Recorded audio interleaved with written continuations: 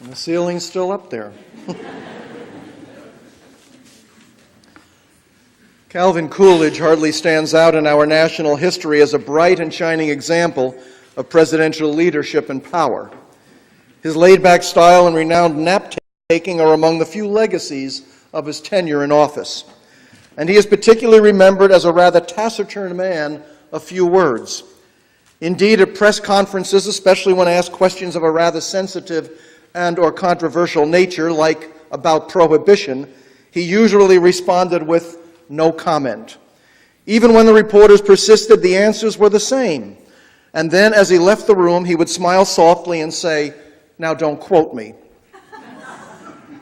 But despite his limitations, Coolidge did seem to understand that sometimes the best and wisest response we can make to a situation, especially one which transcends human insight or experience, is no response. And sometimes, even in relatively ordinary and mundane situations, the same rules apply. For a clergy colleague of mine in Arizona, the last couple of years have been horrible. His wife has just had surgery and is now starting treatments for stage 4 colon cancer, the same disease from which his daughter died last year. When I was speaking with him a few weeks ago, he said that what was driving him crazy were the inane comments well-meaning people were offering in an attempt, he figured, to make him feel better. One went so far as to suggest that everything would be fine, to which he angrily replied that everything was not fine and that such a voiced observation was not particularly helpful. And the kind of thing happens over and over again when people are suffering sickness or loss, especially when the loss results from the death of a loved one. We want to help, but we don't know what to say. So we say too much, and more often than not, we say the wrong things. It was a good many years ago that I attended a minister's workshop at Interpreter's House in Lake Junaluska, North Carolina, under the direction of Carlisle Marney, one of the Southern Baptist Convention's brightest scholars and theologians at that time.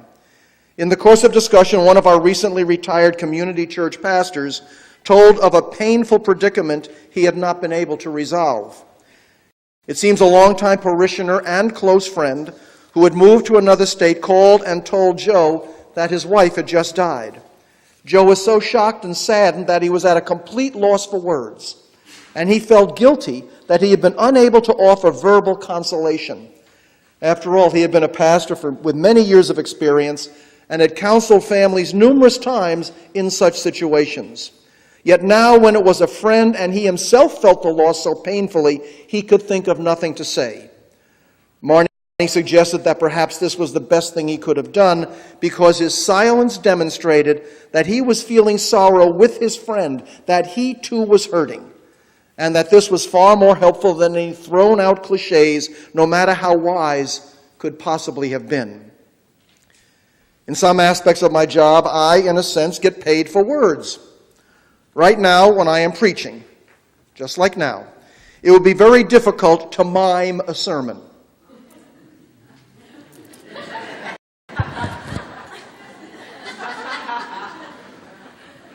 But there are times when ministers, like everyone else, should learn how to shut up and just listen. I have found this to be particularly true in counseling and/or hospital visitations. Sometimes people are just looking for a sympathetic ear to hear their concerns and are not seeking pat answers or simplistic solutions. And clergy who go to hospital rooms with set agendas, hello, brief conversation, prayer, scripture reading, goodbye, are missing the boat. Silence can be golden, and in certain circumstances will convey far more than all the words in the world. But have you ever noticed that people, particularly some people, abhor a verbal vacuum? They cannot stand silence. When in a group, if nobody is talking, they feel compelled to jump in and say something, anything. We live in a talkative, loquacious, word-processing world. Our tongues are loose and continually wagging. We don't seem to realize that we don't have to tell everything we know about something or somebody.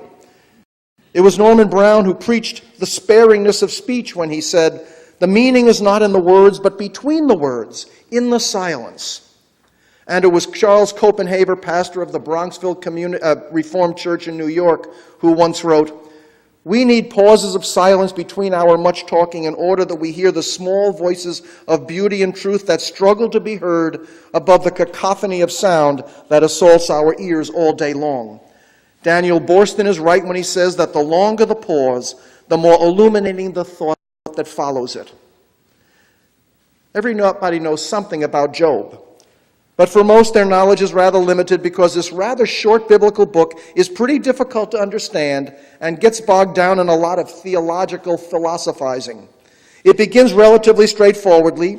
Job has lost everything: family, possessions, faith.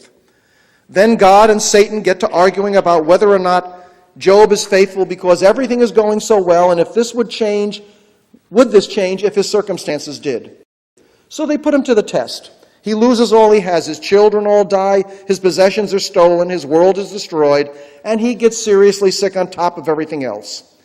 His wife tells him to face reality, curse God so that he can be put out of his misery and just die, a solution he rejects. Then his 3 best friends visit to offer sympathy and condolences. For the first 7 days and 7 nights that they are with him, they say nothing. And if they had just left it there, they would be remembered as incredibly wise and wonderful. Instead, they start to talk, offering all kinds of advice. And once they start, they apparently can't stop. So they stay too long and they talk too much until finally Job, in frustration, tells them, "If you would only keep silent, that would be your wisdom."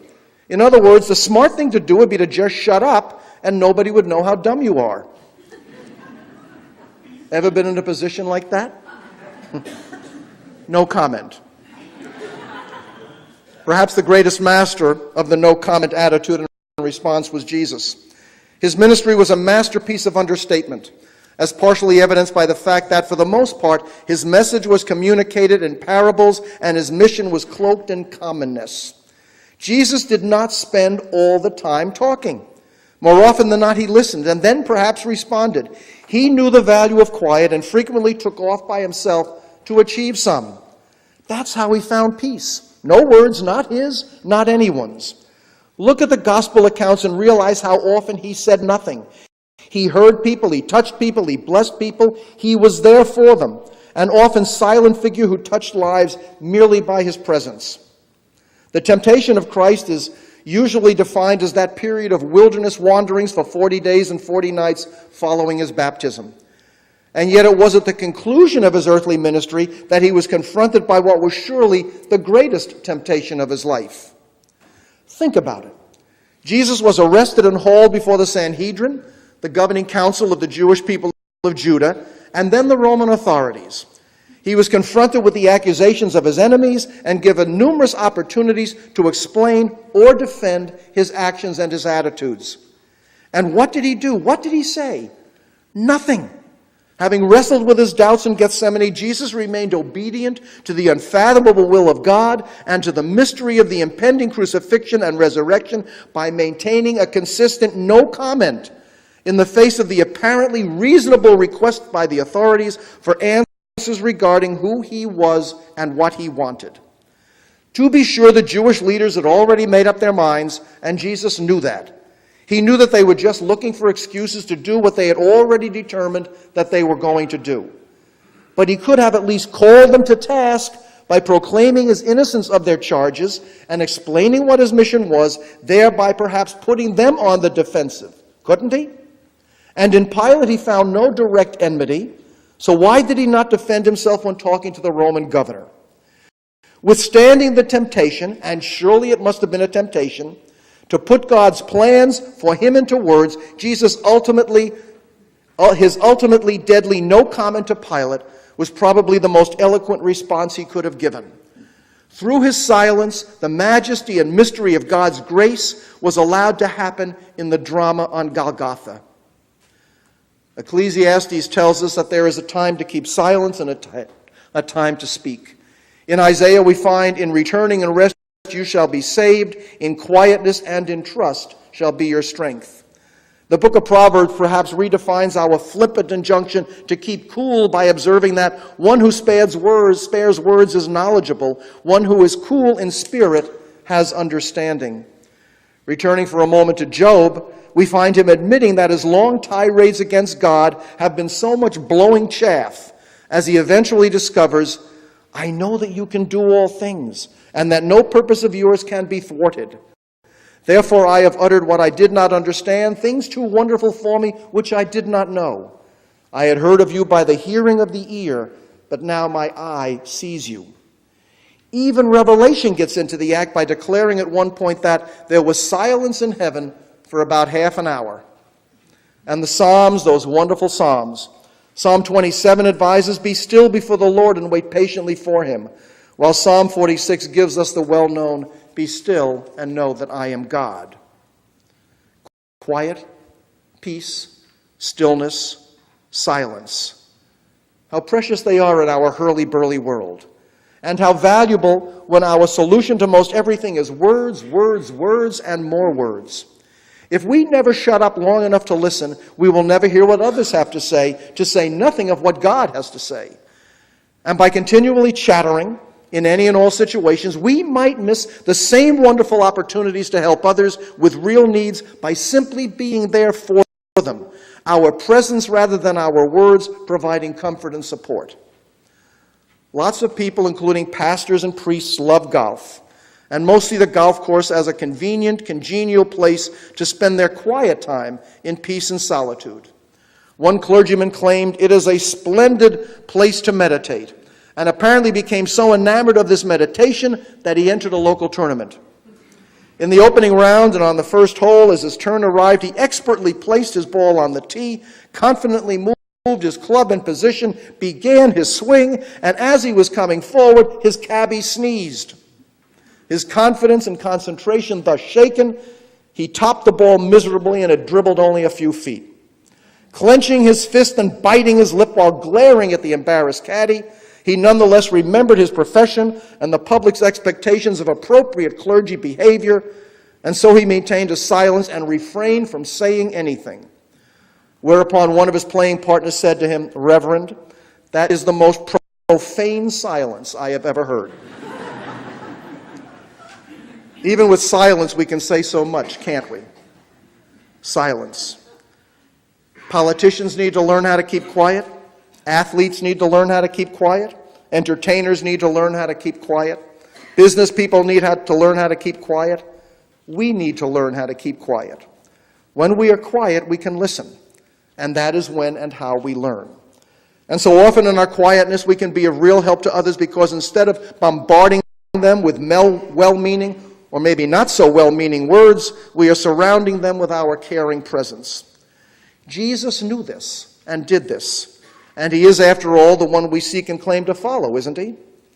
Silence. What a gift it can and should be, and yet a gift so difficult to attain. But as expressed by German Catholic theologian Ladislaus Boros in his book Meditations, it is in silence that we experience the constant newness of God. We prepare ourselves best for his incalculable ways when we are silent.